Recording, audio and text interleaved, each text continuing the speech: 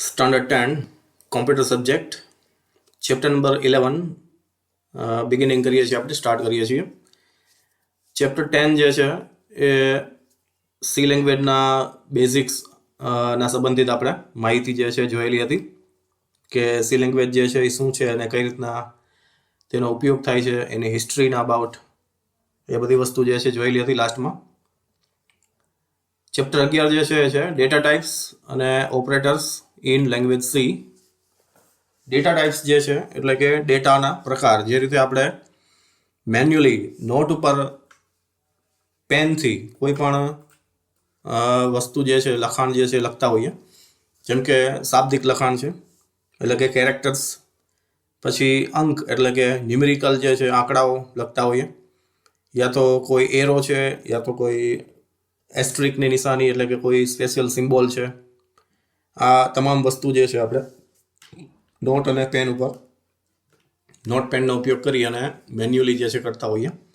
તો ત્યાં જે છે આપણે ખુદ એટલે કે યુઝર જે છે આ બધી વસ્તુ લખાણ જે છે કરે છે, તો ત્યાં આપણે એવી કોઈ અલગ પદ્ધતિ યુઝ કરવાની જરૂર નથી પડતી કે આપણે એવી કોઈ અલગ વસ્તુ જે છે ઓળખ કરવાની જરૂર નથી પડતી કે આ નંબર છે યા સિમ્બોલ છે યા આ કેરેક્ટર છે. પણ કોમ્પ્યુટર જે છે એક ડિવાઇસ છે, ઇલેક્ટ્રોનિક આઇટમ છે, તો એના માટે આપણે અલગ અલગ કેટેગરીનો ડેટા જે છે એને ડિવાઈડ કરવો પડે છે, અથવા તો આપણે એટલે કે યુઝર જે પ્રકારનો ડેટા એન્ટર કરે છે, કેરેક્ટર સંબંધિત, નંબર સંબંધિત, નંબર્સમાં ફરીથી આપણે જોઈએ તો એમાં બે સબ ટાઈપ કરી શકીએ. એક તો પોઈન્ટવાળી સંખ્યાઓ છે યા તો પોઈન્ટ વગરની સંખ્યાઓ છે, એટલે કે જેને ઇન્ટીજર અને ફ્લોટ વેલ્યુ કહેવાય.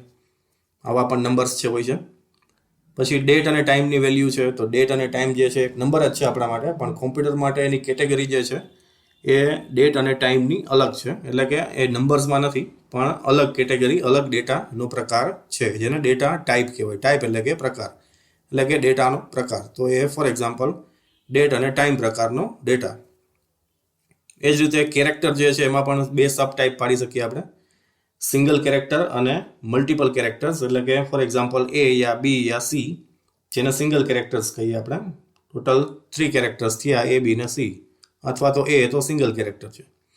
એવી રીતે કોઈ વ્યક્તિનું નામ છે યા લાંબો શબ્દ છે, તો એના માટે અહીંયા સ્ટ્રિંગ વેલ્યુ એટલે કે સ્ટ્રિંગ ટાઈપ જે છે એ શબ્દનો યુઝ થાય છે.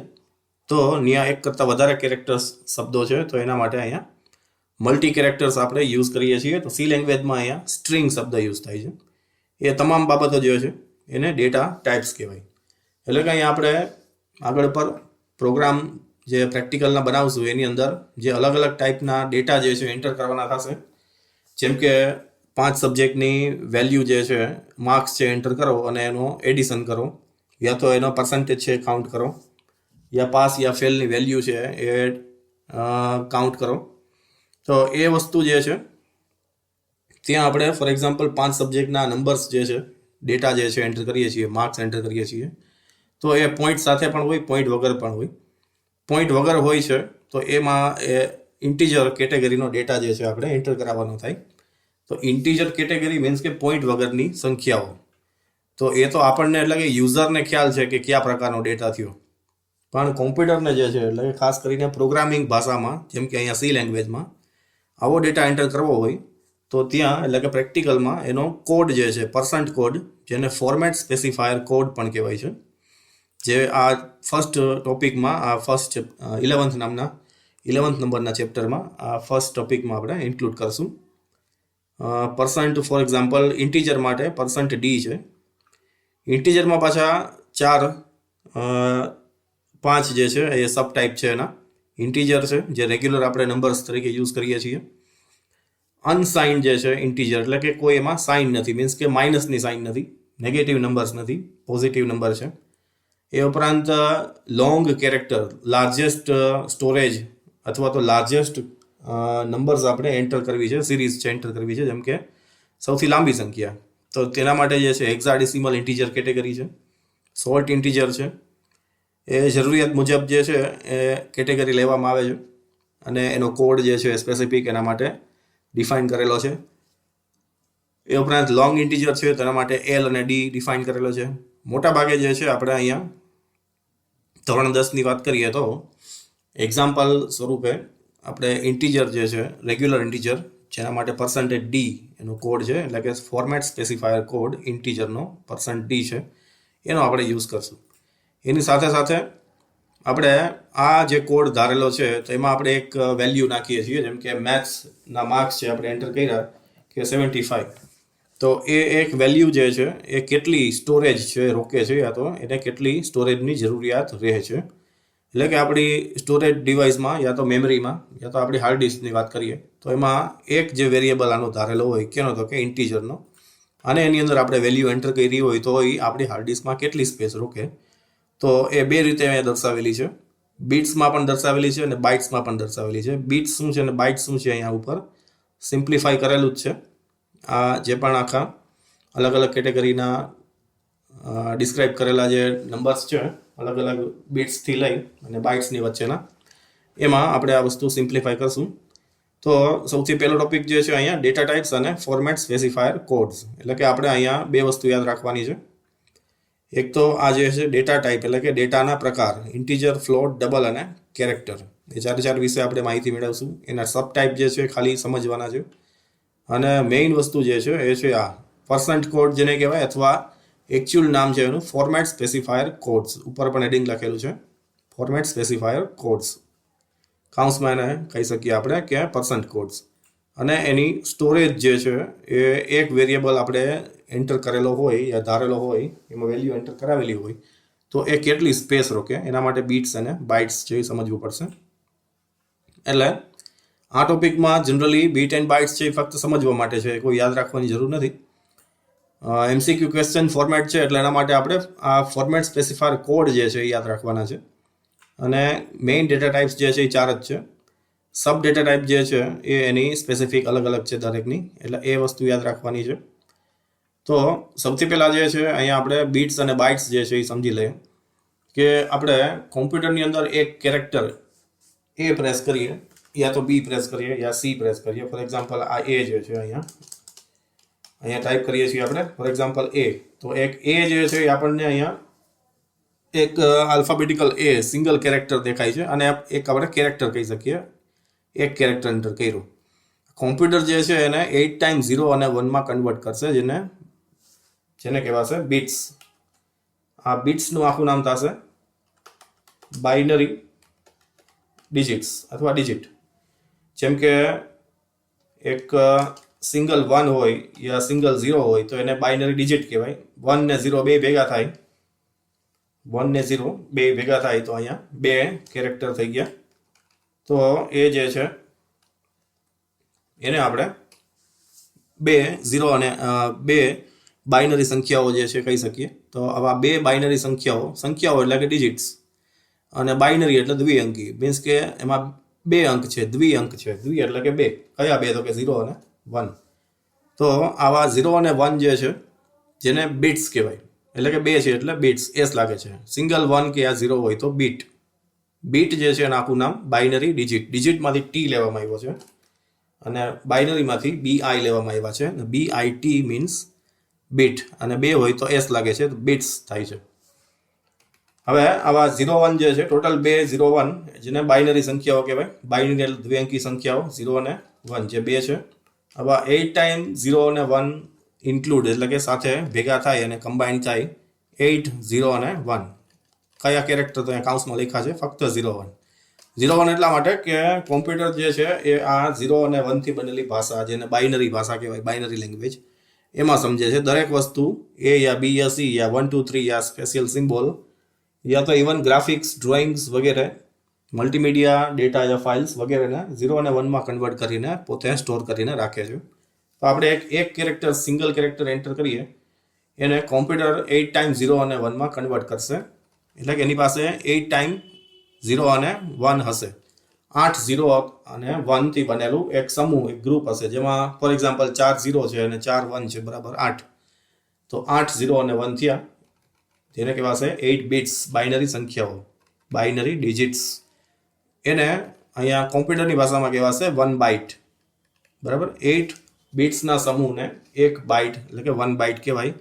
આપણી ભાષામાં આપણે સિમ્પ્લિફાઈ કરવું હોય તો એને કહેવાશે 1 કેરેક્ટર. 1 કેરેક્ટર એટલે શું તો કે આ જે એ આપણે પ્રેસ કર્યો या बी प्रेस करो या सी या तो 1 या इंक्लूडिंग स्पेस एक स्पेस छोड़ी એ પણ એક કેરેક્ટર છે બ્લેન્ક સ્પેસ જેને કહેવાય या વ્હાઇટ સ્પેસ જેને કહેવાય બ્લેન્ક या વ્હાઇટ સ્પેસ या तो આ પ્રકારના સિમ્બોલ બરાબર 3 સિમ્બોલ છે તો અહીંયા 3 કેરેક્ટર થયા કોમ્પ્યુટરની ભાષામાં એને 3 બાઇટ કહેવાય જેમ કે અહીંયા 2 આ 2 બાઇટ છે આ 3 બાઇટ આ 4 બાઇટ આ 5 બાઇટ બરાબર જેટલા બાઇટ એટલા કેરેક્ટર ઇંગ્લિશમાં જેને આપણે કેરેક્ટર કહીએ છીએ ત્યાં કોમ્પ્યુટરમાં એને બાઇટ કહેવાય છે અને આ જે છે બીટ્સ એ ડબલ થતા જશે જેમ કે 2 બાઇટનો સમૂહ એટલે કે 2 કેરેક્ટરનો સમૂહ છે એ ને બી 2 કેરેક્ટર છે ફોર એક્ઝામ્પલ તો કોમ્પ્યુટર પાસે 16 બીટ્સ હશે 16 બીટ એટલે કે 16 0 અને 1 નો ગ્રુપ સમૂહ 4 બાઇટ્સ છે એટલે કે 4 કેરેક્ટર આપણે એન્ટર કર્યા એ બી સી ને ડી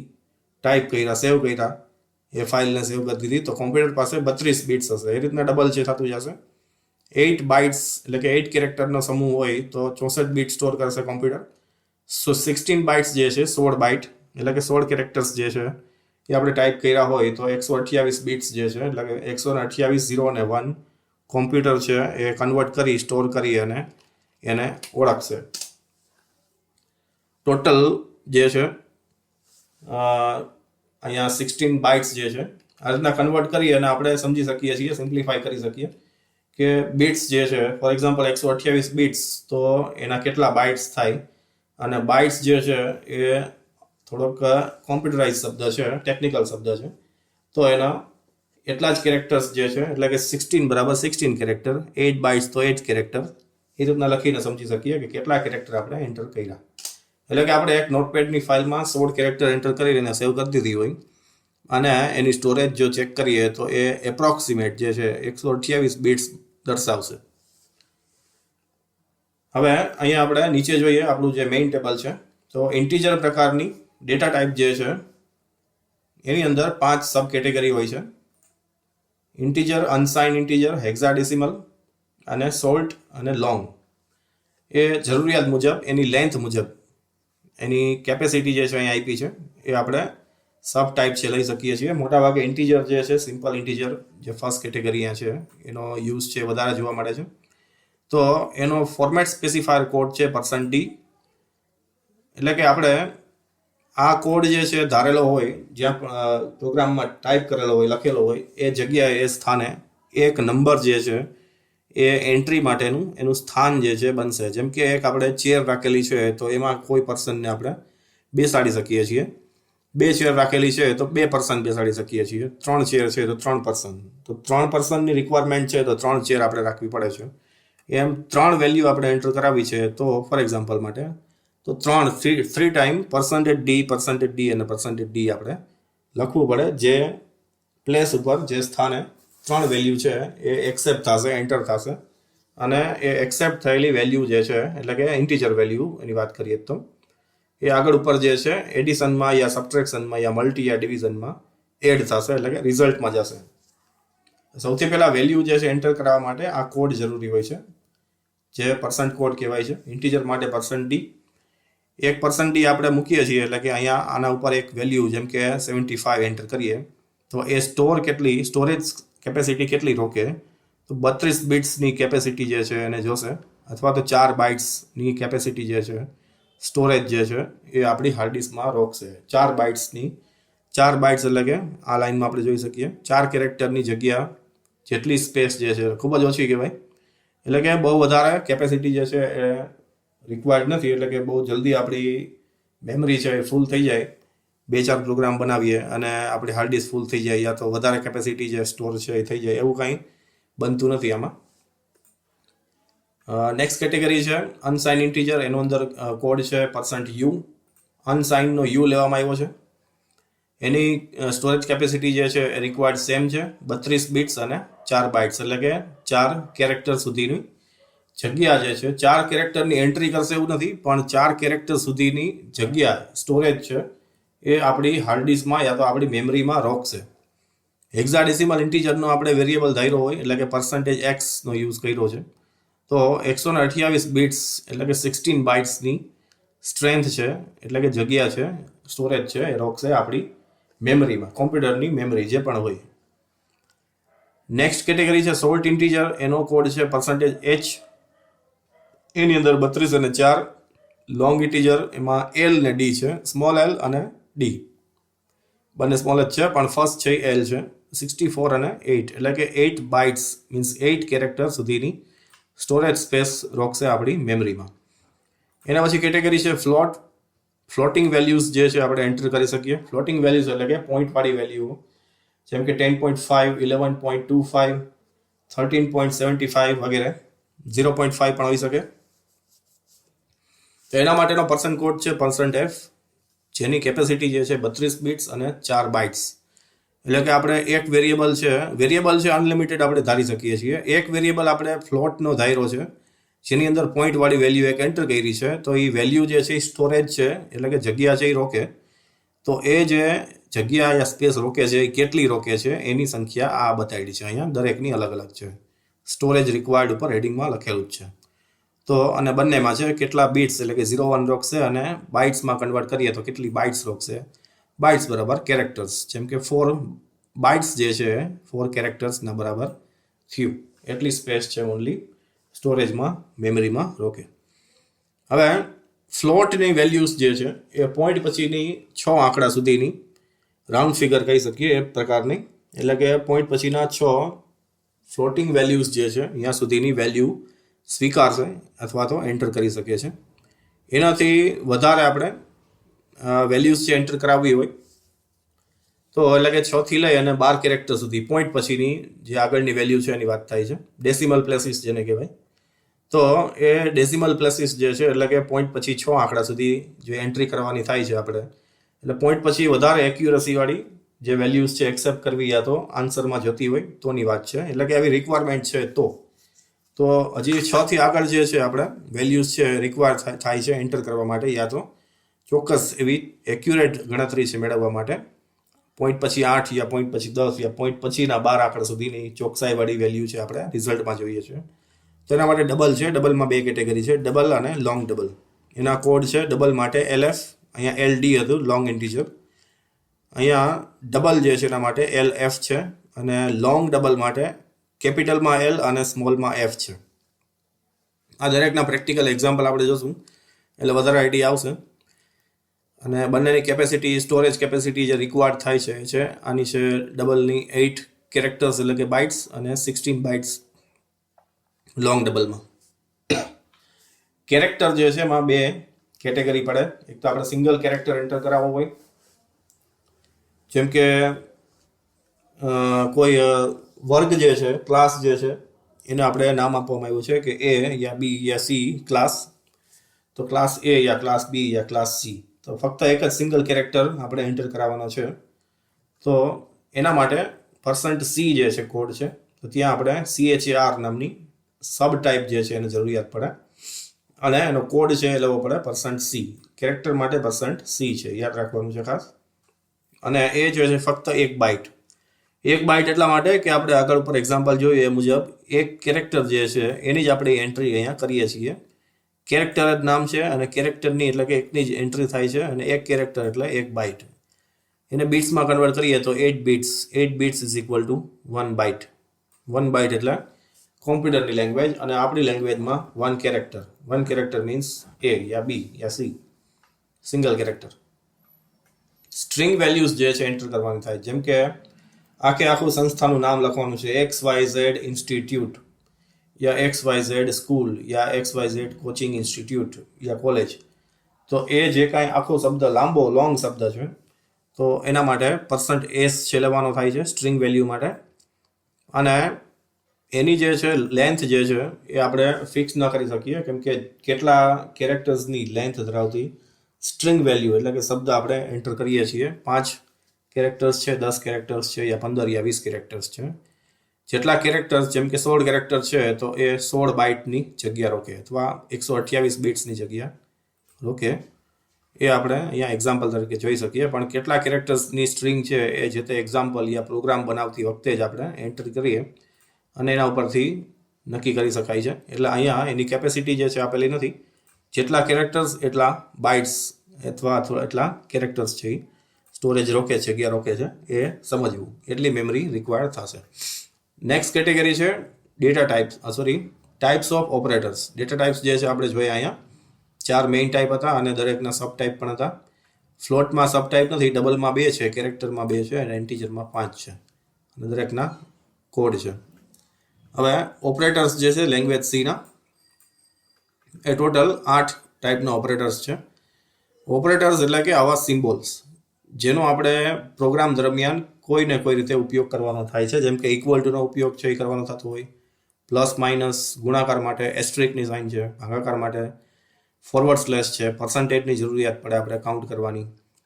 એ ઉપરાંત આ ટાઈપના એક નવા કેરેક્ટર્સ, ગ્રુપ કેરેક્ટર્સ જેને કહેવાય, એકની સાથે બીજા જોડાયેલા, જેમ કે ડબલ ઇક્વલ ટુ એટલે કે ના બરાબર હોય, બરાબર. એ ડબલ ઇક્વલ ટુ 10 મીન્સ કે એની ફિક્સ વેલ્યુ જે છે એ 10 જ છે, 11 પણ નથી અને 9 પણ નથી, તો ત્યારે ડબલ ઇક્વલ ટુ જે છે. પછી આ ઉદ્ગાર ચિહ્ન એક્સક્લેમેટરીની સાથે ઇક્વલ ટુનો મિનિંગ થશે નોટ ઇક્વલ ટુ, એટલે કે એ નોટ ઇક્વલ ટુ 20, એ જે છે એની વેલ્યુ 20 નથી, અથવા 10 નોટ ઇક્વલ ટુ 20, 10 જે છે એની વેલ્યુ 20 નથી પણ 10 બરાબર 10 છે. પછી ગ્રેટર ધેન છે, લેસ ધેન છે, greater equal to, less than equal to, એ પણ રિલેશનલ ઓપરેટર છે. રિલેશન એટલે કે સંબંધિત, જે તે સંબંધ આધારિત. એ ઉપરાંત નેક્સ્ટ જે છે કન્ડિશનલ ઓપરેટર, જે 2 છે, ક્વેશ્ચન માર્ક અને કોલન, જેને ટર્નરી ઓપરેટર પણ કહેવાય છે. એરિથમેટિક ઓપરેટર જે છે એ રેગ્યુલર બધા હોય છે. અસાઇનમેન્ટ ઓપરેટરમાં એક જ છે. ઓપરેટર ઉપરાંત 2 શબ્દ છે અહીંયા. એક તો જે આપણે સૂત્ર લખીએ છીએ એના માટે એક્સપ્રેશન શબ્દ યુઝ થાય છે, આખે આખું સૂત્ર છે કે 5 + 6 - 3, પછી ઇક્વલ ટુ કરીને આન્સર જે આવે. પણ અહીંયા 2 વસ્તુ છે, તો 5 6 3 જે નંબર છે અને પ્લસ અને માઇનસની નિશાની છે.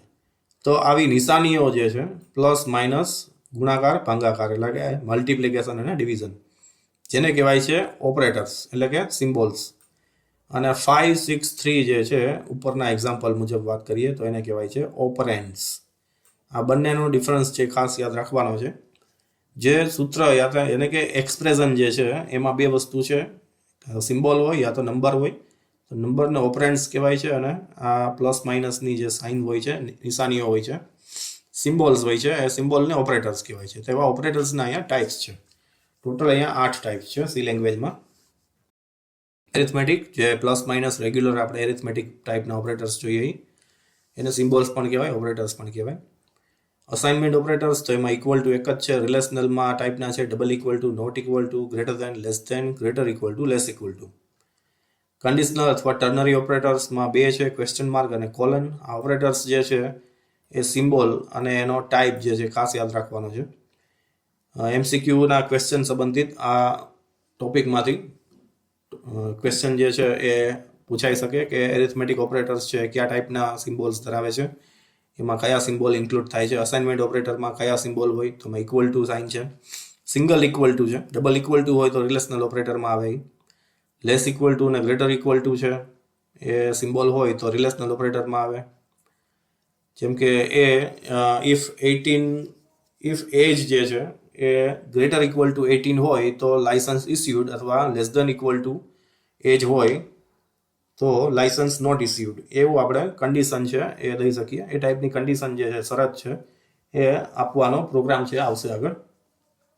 તો ત્યાં આપણે ઇફ કન્ડિશન, ઇફ જો આમ હોય તો આમ હોય, એ પ્રકારનું આપણે પ્રોગ્રામ બનાવવાનું થાય છે, લોજિક આપવાનું થાય છે. તો ત્યાં લેસ ધેન ઇક્વલ ટુ યા ગ્રેટર ધેન ઇક્વલ ટુનો ઉપયોગ કરવો પડે, અથવા તો નોટ ઇક્વલ ટુ, જો આમ ન હોય તો, એવું દર્શાવવું હોય તો ઉપયોગ કરવો પડે.